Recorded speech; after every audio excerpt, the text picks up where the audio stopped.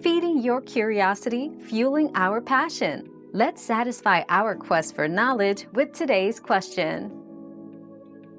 The maximum temperature of water steam, or steam in its gaseous state, depends on its pressure.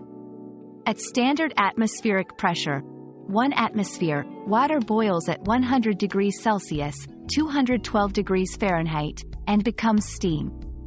However, steam's temperature can exceed 100 degrees Celsius when under higher pressure, in industrial or cooking applications, for example, where it can reach temperatures well above 400 degrees Celsius, 752 degrees Fahrenheit.